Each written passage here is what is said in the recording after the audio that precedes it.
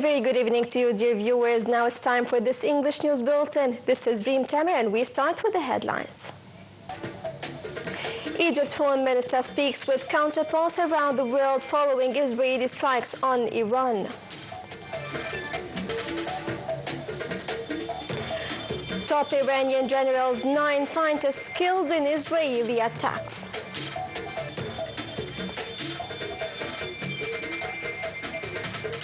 Israeli occupation strikes on Gaza kill at least 16 Palestinians.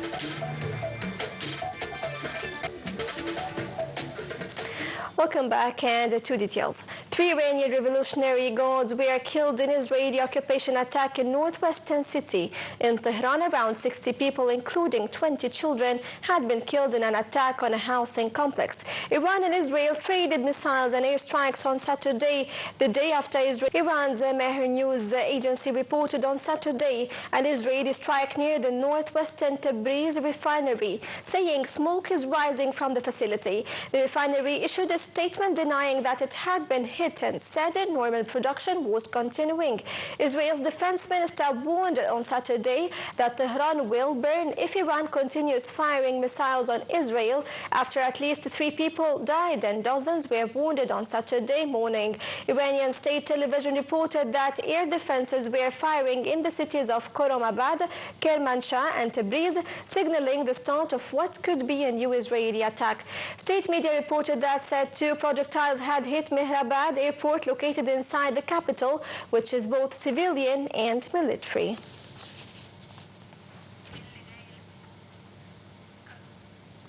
Spokesperson for Iran's atomic energy organization Behrouz Kamalvandi confirmed that Iran's Fordo nuclear facility sustained limited damage following recent attacks.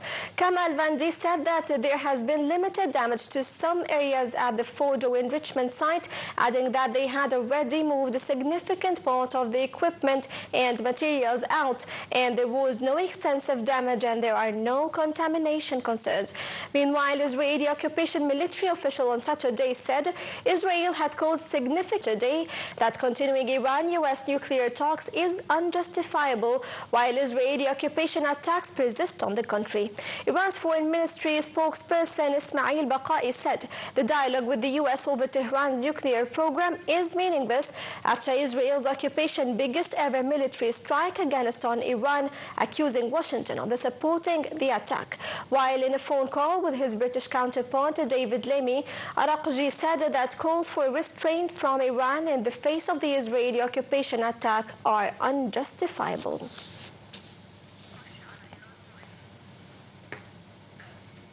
Iran accused the United States of being complicit in Israel's attacks on the Republic, which Washington denied, telling Tehran at the United Nations Security Council that it would be wise to negotiate over its nuclear program.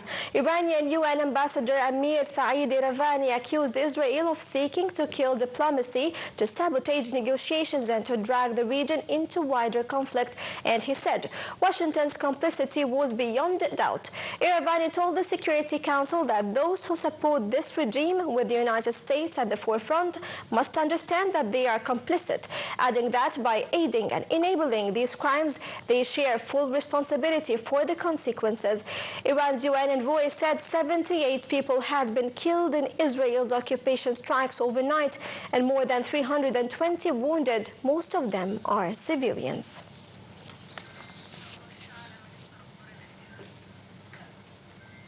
Minister of Foreign Affairs, Immigration and Expatriates Badr Abdel Alti stressed Egypt's rejection of any violation of sovereignty, unity and territorial integrity of states.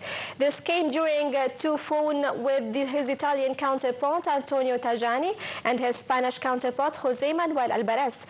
Abdel Alti affirmed that the Israeli attacks on Iran constituted dangerous escalation and a threat to regional peace, security, and as well pushing the region into a state of instability and chaos. Foreign Minister Abdel Alti reiterated the need to de-escalate, and there are many military solutions to regional crises.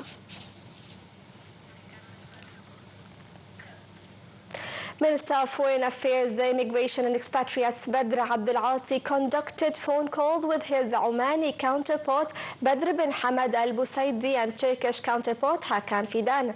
The call stressed on the necessity to respect international law and the UN Charter and not to violate the sovereignty and territorial integrity of states.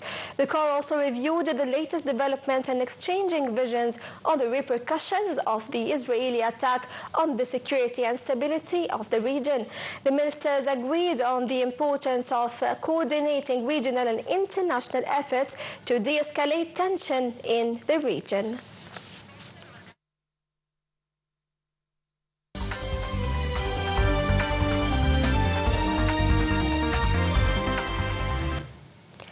At least 16 Palestinians were killed in Israeli strikes on the Gaza Strip overnight and into Saturday. Another 11 Palestinians were killed near food distribution points in the latest of almost daily shootings near the site since they opened last month. The Al-Auda hospital said it received 8 bodies and at least 125 wounded people from shooting near central Gaza in the southern city of Khan Yunis. The Nasser hospital said it received 16 dead, including 5 women from multiple Israeli occupation strikes. Israel's occupation aggression has killed over 55,000 Palestinians, with women and children make up more than half of the dead.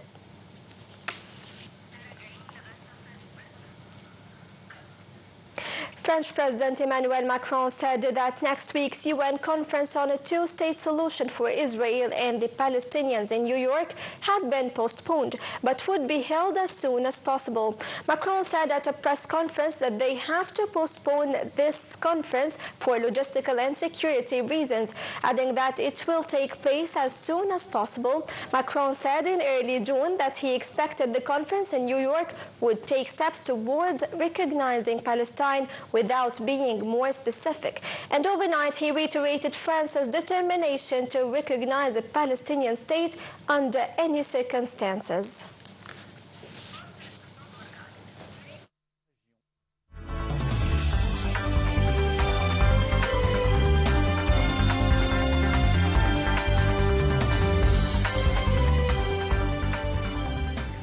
Moving to the world of business and finance, Prime Minister Mustafa Madbouli on Saturday arrived in Bahira Governorate to inspect and follow up on the progress of a number of service and development projects across various sectors. The Prime Minister was accompanied by Minister of Local Development Manal Awad and Governor of Bahira Jacqueline Azer, as well as a number of senior state officials. The Premier stated the visit comes as a part of a series of visits to different governorates across the state to monitor work pace of various national projects intended to improve the quality of life for citizens in the governorates and rural areas of Egypt. Madbouli explained the visit included inspecting several service and development projects under the presidential initiative Decent Life. It also included visits to key projects in the sectors of agriculture, industry and healthcare. The Prime Minister affirmed that the government will continue to exert utmost effort to bring about a significant elevation of the standard of citizens living in line with the directives of the political leadership in this regard.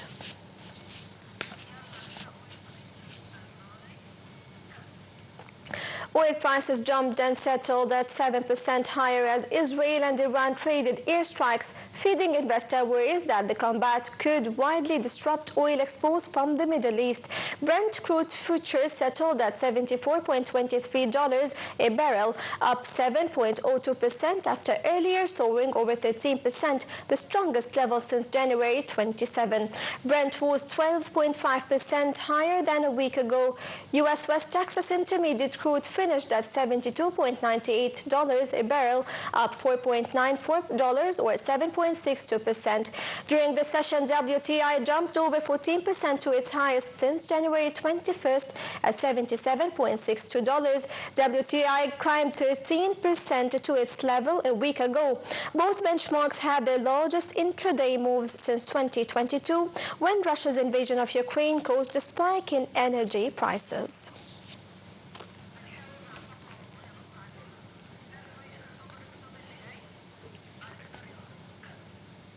European shares closed lower as Israel's wide-scale strike against Iran triggered a broad market sell-off, with investors rushing to safe haven assets amid an already uncertain trade environment.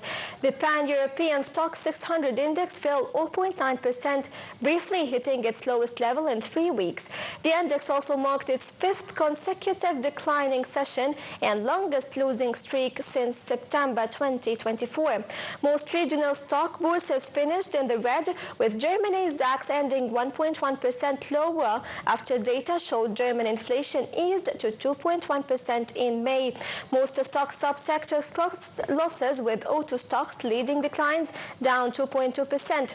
Energy stocks advanced 0.6% as crude oil prices jumped close to 6% on worries about a disruption in Middle East oil supplies. The benchmark index stocks 600 posted a weekly decline as investors were unimpressed by the outcome of US-China talks earlier this week and also had doubts over an EU trade deal with the US before Trump's July 8 tariff deadline.